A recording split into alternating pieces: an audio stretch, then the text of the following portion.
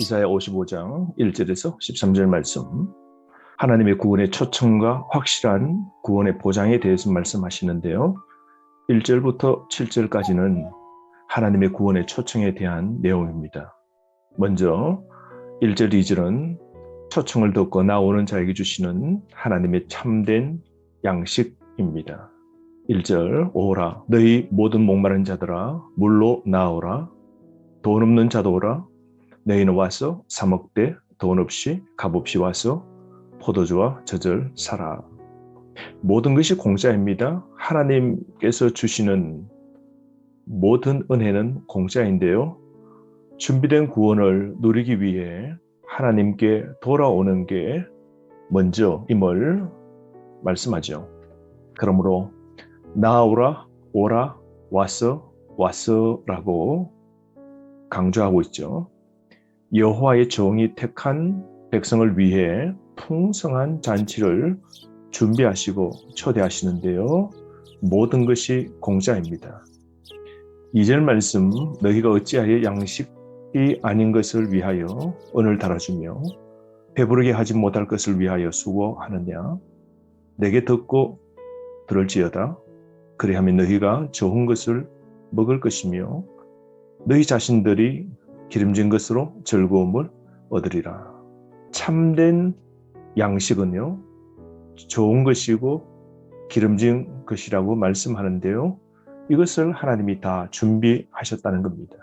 하나님이 제공하시는 영원한 하늘의 양식, 이것은 바로 회개하고 하나님의 초청에 나아가면 풍성한 구원과 생명의 은혜를 누리게 됨을 말씀하고 있죠. 여기서 하나님이 예배하신 좋은 것, 기름진 것은 무엇일까요? 그것은 바로 예수 그리스도죠. 예수님만이 우리의 영원한 양식이요 음료이지 않습니까?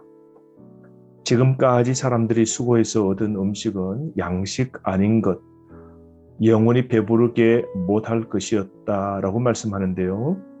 그러나 하나님이 베푸신 풍성한 음식은 영원히 배부름을 말씀하죠. 그게 뭘까요? 하나님이 우리에게 주시는 음식은 구원이요, 평강이요, 영생과 사랑이요, 기쁨 등일 겁니다. 이런 것은 육신을 위한 것이 아니라 영혼을 위한 신령한 것이죠. 좋고 기름진 것의 실체는 바로 메시아임을 4절 말씀을 통하여 더욱 알 수 있는데요. 하나님의 초청에 응한 자들은 메시아를 받아들여야 됩니다. 그래야 영혼이 사는 겁니다. 3절 말씀, 너희는 귀를 기울이고 내게로 나와 들으라. 그리하면 너희의 영혼이 살리라. 내가 너희를 위하여 영원한 언약을 맺으리니 곧 다윗에게 허락한 확실한 은혜니라. 너희 영혼이 살리라. 예수 그리스도는 영혼을 살리고 참된 양식이지 않습니까? 영원한 언약이 준비되어 있답니다. 다윗에게 허락한 확실한 언약인데요. 그러므로 이 모든 복은 하나님이 초청해서 주시는 것인데요. 우리 인간의 반응은 초청에 응답해야 하는 겁니다. 하나님이 준비해 놓으신 것은 영원한 언약인데요. 하나님의 은혜로 확실히 살게 되기 때문에 참된 양식이죠. 예수님이 세우신 새 언약은 영원한 구원의 보장이 되죠. 4절 말씀, 은혜의 구체적인 내용은 바로 예수 그리스도 메시아인데요. 4절, 보라 내가 그를 만민에게 정인으로 세웠고 만민의 인도자와 명령자로 삼았나니. 내가 그를, 누굴까요? 이 그가 바로 메시아죠. 메시아는 하나님의 정인이요 인도자요 명령자임을 말씀하고 있죠. 하나님의 잔치에 좋고 기름진 것, 은혜의 구체적인 내용은 바로 메시아임을 말씀합니다. 5절, 이스라엘을 영화롭게 하시는 여호와 그 하나님, 온 땅의 열국과 만민들이, 즉 이방인들이 기꺼이 복음에 응답할 것임을 보여주고 있는데요. 메시아를 통해서 교회를 세워 번성시키는 것을 하나님께서 계획하신 일인 것이죠. 5절 말씀 보라, 내가 알지 못하는 나라를 내가 부를 것이며 너를 알지 못하는 나라가 내게로 달려올 것은 여호와 내 하나님 곧 이스라엘의 거룩하신 이로 말미암음이니라. 이는 그가 너를 영화롭게 하였느니라. 5절 말씀에서 내가 부를 것이며 라고 그럽니다. 알지 못하는 이방 나라, 온 땅의 열국과 만민들이 메시아가 부를 때에 그들이 달려오게 되는 것이죠. 그러므로 여러분, 메시아 예수님의 부름 받은 자들이 구원 얻게 됨을 말씀합니다. 이 모든 계획은 하나님 곧 이스라엘의 거룩하신 하나님께서 다 이 구원의 계획을 예정하셨다는 것이죠. 그러므로 하나님이 그리스도를 통하여서 영원롭게 이 일들을 이루시는 것이죠.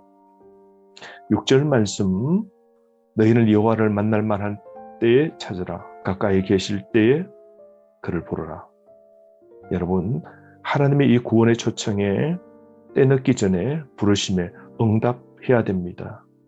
그 초청에 취해야 할 태도가 무엇일까요? 먼저 찾고 불러야 됩니다. 찾고 불러야 됩니다. 인생에서 가장 먼저 우리가 해결해야 할 게 바로 구원의 문제죠. 가장 좋은 순간이 바로 지금입니다. 지금 이 순간 바로 메시아 예수님을 찾아야 됩니다.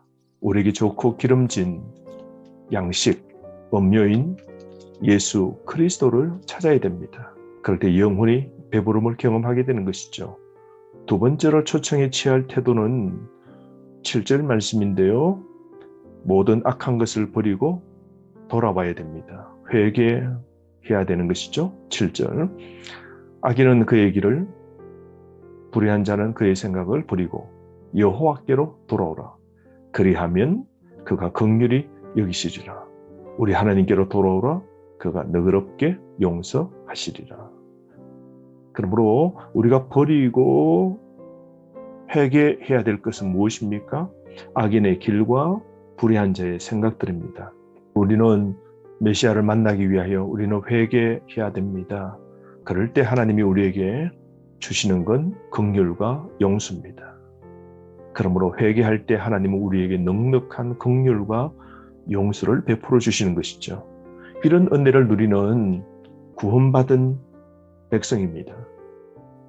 그러므로 성도로서 마땅히 오늘 또 하나님 앞에 늘 받은 바의 이 은혜를 알고 감사하는 마음을 잊지 말아야 됩니다. 8절과 11절 말씀은 우리가 받은 구원이 확실함을 보장하는데요. 8절과 9절 말씀, 이 이스라엘 백성들이 바벨론 땅에서 돌아온다는 건 불가능한 일이었죠. 강력한 제국에서 다시 해방되어 돌아온 경우가 없는 겁니다. 그러므로 불가능한 해방과 또한 회복의 메시지를 들었던 유다 백성들은 의심하고 있는 것이죠. 그들을 향하여 하나님이 8절 이렇게 말씀하십니다. 이는 내 생각이 너희의 생각과 다르며 내 길은 너희의 길과 다름이니라. 여호와의 말씀이니라. 9절 말씀, 이는 하늘이 땅보다 높음같이 내 길은 너희의 길보다 높으며 내 생각은 너희의 생각보다 높음이니라. 여러분, 하나님과 사람의 차이는 하늘과 땅 차이인 것이죠. 그러므로 하나님의 길과 생각은 인간과 다르고 높은 겁니다. 그러므로 여러분, 오늘 또 높으신 하나님을 인정합시다. 하나님의 계획과 하나님의 뜻, 하나님의 목적, 이 모든 걸 우리는 다 알 수 없는 것이죠. 하나님이 나를 향하여 세우신 미래의 밝은 그 구원의 계획, 그리고 오늘 나를 위하여 복 주실 그 하나님의 계획, 불가능한 것 같지만 믿으셔야 됩니다. 하나님의 생각, 하나님의 길, 그것은 우리보다 높고 높은 겁니다. 뿐만 아니라 10절, 11절 말씀에 보면 하나님의 말씀은 반드시 결실합니다. 비와 눈이 열매를 맺게 하고 양식 공급하는 하나님의 뜻을 이루는 것처럼 하나님의 말씀도 다 결실을 맺게 되는 것이죠. 하나님이 약속하신 그 언약을 다 성취하시는 겁니다. 그러므로 여러분, 하나님 말씀은 반드시 결실하고 그 뜻을 이룸을 믿으셔야 됩니다. 그러므로 우리가 받은 이 구원과 회복은 참된 기쁨인데요.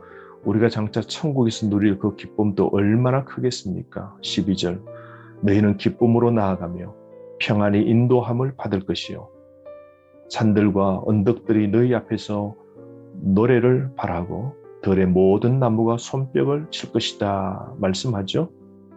그러면서 13절 말씀, 가나안 땅에서 이제 축복을 누리게 되는데요.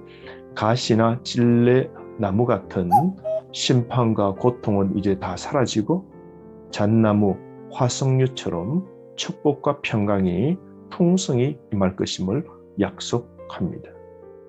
여러분, 오늘도 우리에게 주신 이 하나님의 구원의 은혜, 즉 예수 그리스도를 통하여 주신 이 복된 은혜를 진심으로 감사합시다. 돈 없이 값 없이 누구든지 공짜로 얻을 수 있는 이 구원의 은혜, 우리는 누리고 삽니다. 우리는 영혼의 배부름을 누립니다. 이 값비싼 음식이 공짜임을 알건대 우리 주변에 그리스도를 알지 못하는 자들에게 소개하고 그들의 영혼을 살리고 참된 양식을 제공하는 저와 여러분 되기를 바라고, 오늘도 그리스도를 통하여 누리는 풍성한 은혜의 기쁨 그리고 즐거움 손뼉치고 노래하는 하루의 삶 되기를 바랍니다. 말씀으로 기뻐하십시오.